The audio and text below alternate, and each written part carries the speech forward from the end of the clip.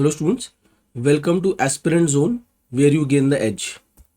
आज का जो हमारा डिस्कशन है, minded students discussion, not conversation और एन आर्ग्यूमेंट, वो किसके बारे में है? पहले इन 3 वर्ड्स के बारे में।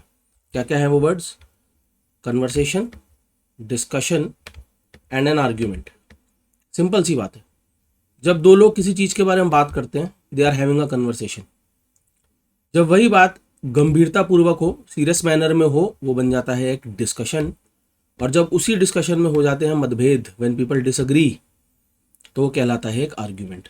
छोटी सी बात, दो लोगों ने बात करी, आप और मैं बात कर रहे हैं, इट्स अ कन्वर्सेशन। सीरियसली बात कर रहे हैं बहुत, डिस्कशन। बातों में हो गया मतभेद, तो वो कहलाता है एक आर्ग्यूमेंट।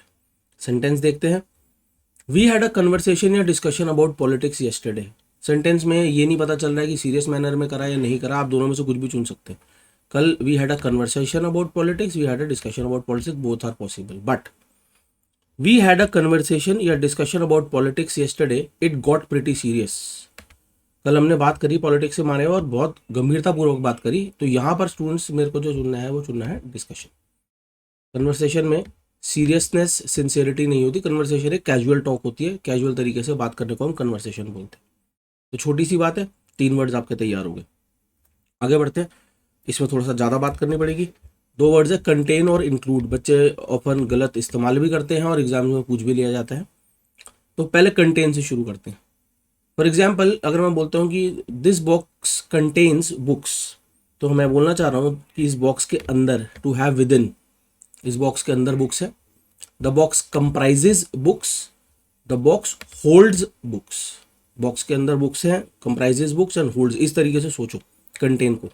जबकि अगर मैं बोलता हूँ कोई चीज़ किसी और चीज़ को इंक्लूड करती है, तो वो उसको अगर कैसे रखती है? To has one of the parts. ये बहुत ज़रूरी है, वन ऑफ द पार्ट्स, यानी वो उसके हिस्सों में से एक है, उसके हिस्सों में से एक के रूप में शामिल है, या आगे जाके हिस्सों में से एक बन जाएगी। टू बिकम या be considered as a part of. इसको मैं अप्लाई करूंगा सेंटेंसेस में, आपको समझ आ जाएगा। तो रिपीट कर रहा हूँ, अगर कोई चीज़ किसी और चीज़ को कंटेन करती है तो वो उसके अंदर होती है। टू हैव विद इन उसको कंप्राइज करती है, उसको होल्ड करती है।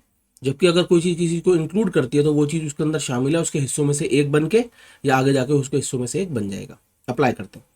तो पहला सेंटेंस कहता है दिस बुक कंटेन्स या includes a lot of examples.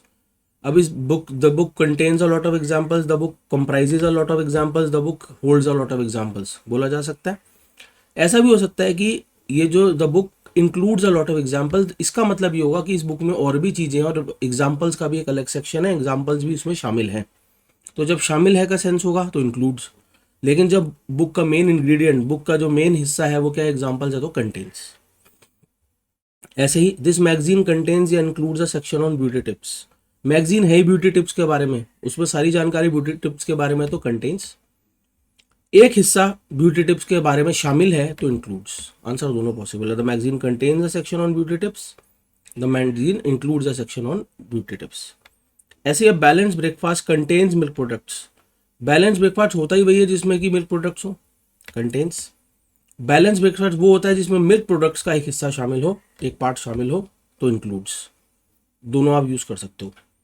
लेकिन बट अगर कुछ बात इस तरीके से हो रही है, what is in the box, first time question पूछ रहा हूँ मैं आपसे, भाई बॉक्स में क्या है?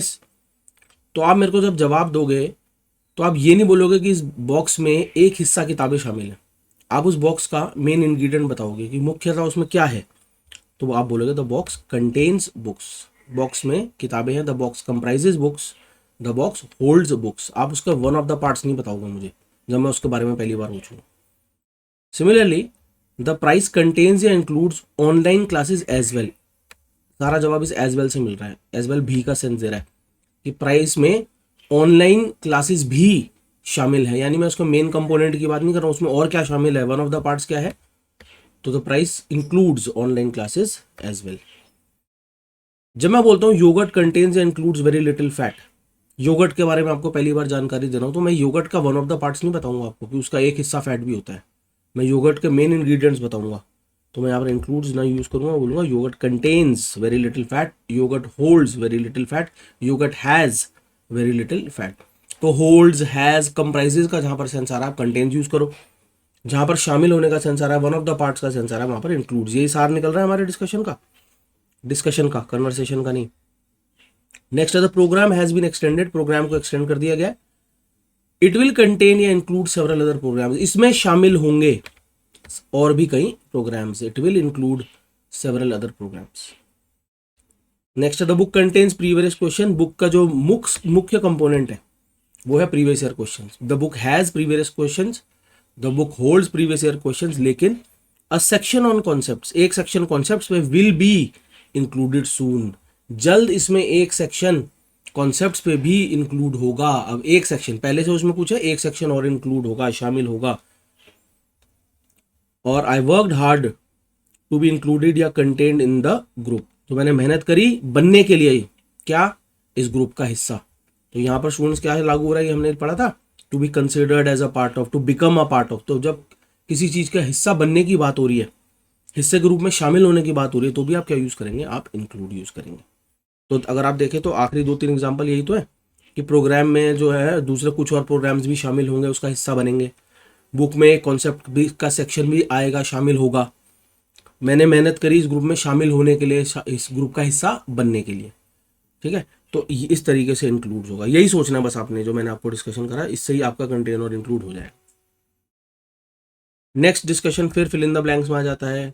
कॉन्सेप्ट है alone, on your own and lonely. अब जिनको नहीं पता होता वो तो तीनों को अकेला बोल देते, बट अलोन और ऑन योर ओन एक ही बात होती है, which means not with other people. जब आप दूसरे लोगों के साथ नहीं, अकेले नहीं है, अकेले हैं, you are alone, you are on your own. Lonely में एक एडिट सेंस आता है, अब अकेले हैं और उसकी वजह से यू आर अनहैप्पी, दुखी है। अकेलेपन की वजह से अगर आप दुखी हैं तो यू आर लोनली, अप्लाई करते हैं। आई लाइक ट्रैवलिंग अलोन या लोनली, तो दुख की तो कोई बात हुई नहीं, मुझे तो ऑन माई ओन ट्रैवल करना पसंद है। मैं सेंटेंस को ऐसे भी लिख सकता हूँ, I like travelling on my own. He manage the company alone या लोनली, फिर से दुख की कोई बात नहीं हुई, तो he manages the company alone या he manages the company on his own. He felt very alone या lonely after his brother's death, his brother's death hint मिल गया, भाई की मृत्यु के बाद अकेला तो था और उसकी वजह से दुखी भी था, तो he felt very lonely. Nobody is talking to him these days, आजकल कोई उससे बात नहीं कर रहा है, ही फील्स वेरी लोनली, कोई बात नहीं कर रहा, अकेला और दुखी है, तो लोनली। तो क्या सीखा कि अलोन और अलोन, हर सेंटेंस जो अलोन से बन सकता है ऑन और ओन से बन सकता है। लोनली में एडिट सेंस आ जाता है सैडनेस का। अगला डिस्कशन फिर से क्वेश्चन एरर में ज़्यादा आता है। गलती करने के लिए आप मेक का इस्तेमाल करेंगे या डू का इस्तेमाल करेंगे, सेंटेंस से ध्यान रखिए, यू कैन मेक या डू अ मिस्टेक। अब दोनों को ट्रांसलेट करोगे तो एक जैसा सेंस आ रहा है कि ध्यान रखो, नहीं तो गलती कर सकते हो। अब करने के लिए तो डू भी होता है, लेकिन you never do a mistake, you always make a mistake. Similarly he was apologetic, वो अपोलोजेटिक था, यानी उसके मन में पछतावा था, माफी मांगना चाहता था, क्योंकि ही डिड अ मिस्टेक या मेड अ मिस्टेक, ट्रांसलेट करा तो मारेगा, क्योंकि डिड का मतलब भी करना होता है, क्योंकि उसने गलती की। But you never do a mistake, you always make a mistake. Past tense में गए तो ही मेड अ मिस्टेक। तीसरा कॉन्सेप्ट तैयार हो गया। क्या क्या बात हो गई हमारी आज, क्या क्या तैयारी हो गई हमारी, कन्वर्सेशन, डिस्कशन, आर्ग्यूमेंट, पहली डिस्कशन। फिर हमारा लोनली अलोन, ये बात हो गई, ऑन योर ओन बात हो गई, मेक और डू। आखिरी discussion very important, reading point of view से। गेट के बाद जब भी आपको वर्ब की थर्ड फॉर्म नजर आए तो कैसे पढ़ना है, गेट के बाद एडजेक्टिव नजर आए तो कैसे पढ़ना है। हमेशा याद रखना है, गेट के बाद जब भी वर्ब की थर्ड फॉर्म होगी सेंटेंस पैसिव होगा। Get plus V3 is am are third form हो सकता है, वॉज वर थर्ड फॉर्म हो सकता है, according to the tense. Get के बाद जब भी एडजेक्टिव होगा बिकम का सेंस आएगा। अप्लाई करते हैं। They got married last year को मैं ऐसे भी लिख सकता हूँ, दे वर मैरिड लास्ट ईयर, एक ही बात है, पिछले साल उनकी शादी हुई, पैसिव एक्सप्रेशन।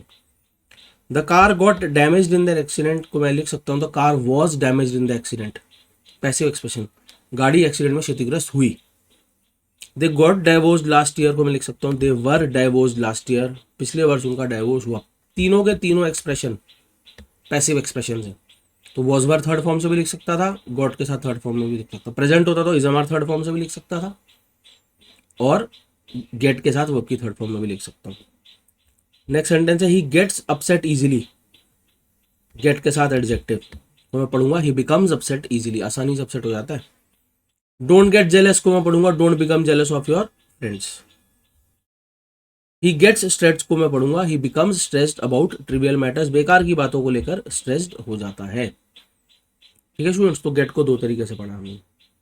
तो छोटा सा वीडियो है, लेकिन 4 बढ़िया कॉन्सेप्ट क्वेश्चन के फॉर्मेट में आएंगे, रीडिंग में मदद करेंगे, तो आई होप आपको इसका फ़ायदा होगा और इसी तरीके का वीडियो लेके मैं दोबारा आऊँगा। अभी इतना ही, थैंक यू।